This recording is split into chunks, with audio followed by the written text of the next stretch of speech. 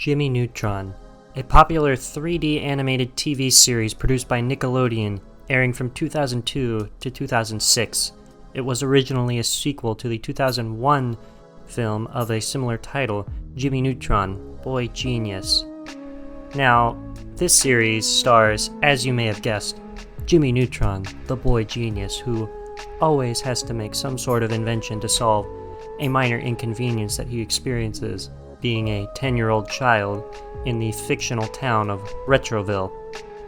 Now, these inventions oftentimes go haywire, and the rest of each episode is spent with Jimmy and his friends trying to save the day. This show also has its fair share of regularly appearing enemies that Jimmy and his friends always have to fight from time to time in order to save the town and sometimes even the world. One antagonist in particular that I don't see a lot of people talking about, yet at the same time has had such a profound impact on the show while only having a brief one-episode appearance, is that of Skeet, the humble McSpanky's Employee of the Month. Now, Skeet is always seen as merely a minor antagonist at worst. However, I'm here to argue that Skeet is not only a major antagonist to Jimmy Neutron, but probably the greatest he's ever faced. Hello folks of the internet, my name is ggpotatodude, and this video is about the greatest antagonist in not only the entirety of the Jimmy Neutron franchise, but dare I say, all of fiction as we know it. So, let's start off with my claim. Skeet is such a powerful antagonist in the Jimmy Neutron universe that with a few mere exchanges, he causes such significant distress to Jimmy that he jumps into another one of his crazy inventions immediately, and the chaos that is standard for the show ensues. Now, a lot of you are saying, this is quite a bold claim of you, Potato Dude, especially for someone who doesn't normally do video essays. Well, let's start off by breaking down the scenes in which Jimmy and Skeet interact with each other.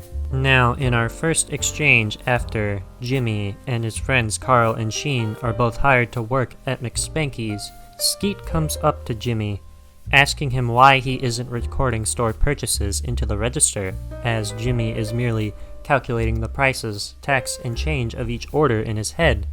Skeet, as a benevolent supervisor, decides to correct Jimmy and guide him into the proper direction, but Jimmy does not understand why he is being corrected on this matter, as he is only 10 years old, and while he is incredibly intelligent, he is not adjusted to the outside world around him. Rather than confronting these situations in reality, most of the time, Jimmy retreats to his lab with his two yes-men, Carl and Sheen, to live out his wildest science fantasies. Skeet, as a man who takes pride in his work, tries to guide Jimmy into the right direction of doing the job correctly, as there is in fact an efficient system in place with many inner workings that Jimmy, despite his vast knowledge, does not understand, as he has never worked a job in the real world for a day in his life until this very moment. Jimmy cannot simply accept the fact that he is wrong, and in fact doubles down on the quote better way of doing a simple job as a cashier, since he has always been known to be smarter than everyone in Retroville. He in fact tries to suggest a slogan that he would prefer to say to the customer, rather than the one that has been passed down from higher-ups in the McSpanky's Corporation that we never get to see in the show. This exchange reveals that there is one piece of intelligence that Jimmy lacks as a character, and I find it to be quite evident: street smarts. Skeet has been more than willing to be patient with Jimmy, but Jimmy, on the other hand, is unwilling to accept that there are multiple forms of intelligence and that he could be potentially lacking in one of those categories. Skeet, being well aware of this fact of the matter, decides to put Jimmy into a much simpler position of mopping the floors of the McSpanky's restaurant to hone in on the concept of completing a simple task exactly as instructed, rather than trying to, quote, outsmart the job, as we have seen Jimmy trying to do in the one small exchange that we have gone over already in this video. Jimmy looks seemingly chipper about the matter on the outside, as he is trying to give off the impression that he can do a good job, but the way that Jimmy really sees this is that Skeet is not seeing Jimmy's full potential as a brilliant young mind, and will soon make it evidently clear in the second exchange that he believes that he could run McSpanky's much more efficiently than anyone in Retroville. Jimmy has a very pompous way of making this obvious. How does he do this, you ask? Well, in the next exchange between Jimmy and Skeet, Jimmy is mopping the floors of McSpanky's, and Skeet points out some salt on the floor that he missed. Jimmy, being frustrated by the fact that someone he sees as a lesser mind is calling him out on something so trivial, sets Jimmy off. He decides to correct Skeet that it is in fact sodium chloride. Skeet is well aware of this trivial science fact and makes that clear to Jimmy. Neutron, however, continues to believe that Skeet lacks this basic intelligence and reason, and continues to belittle him by inciting that Skeet does not know this common piece of knowledge. Skeet decides that two can play at this game, and puts Jimmy on mascot duty after insinuating that perhaps mopping is too complicated for him. Skeet is well aware of the little mind games that Jimmy tries to play on everyone in Retroville, and in fact gives it back to him tenfold.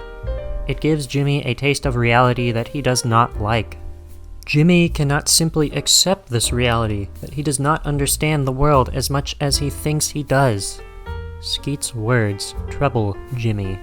They troubled him so much that he goes in the dark of the night to tamper with the entirety of the McSpanky's restaurant as we know it, in all its glory.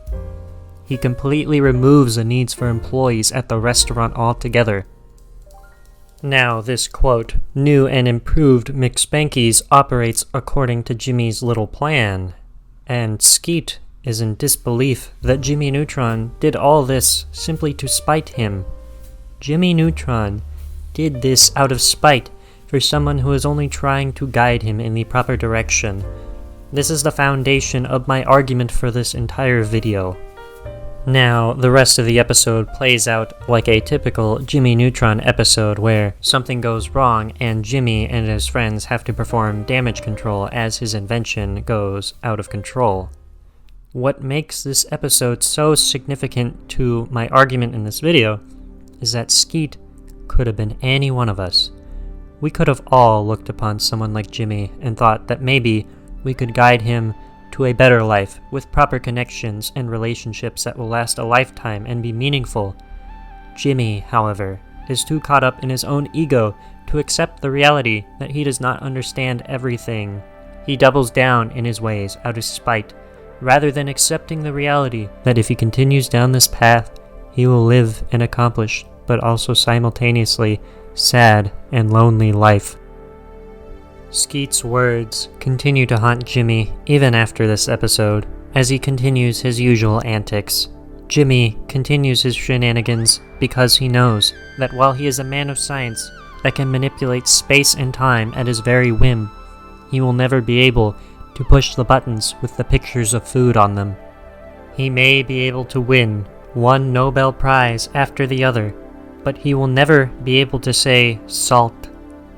He may have his financials taken care of by the many patents he will inevitably create, but he will never be able to say Big McThankies from McSpanky's.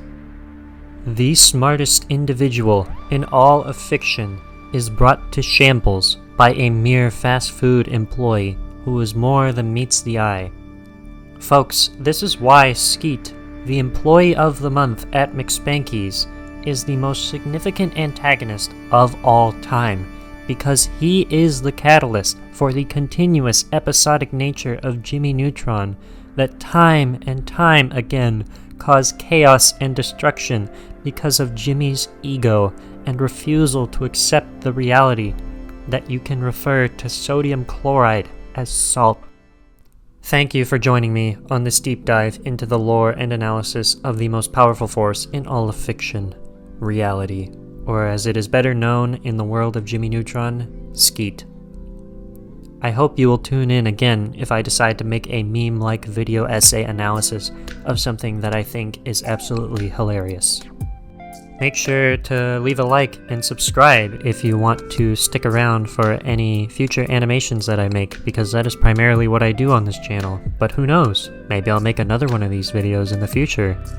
Anyway, this is Potato Dude, signing off.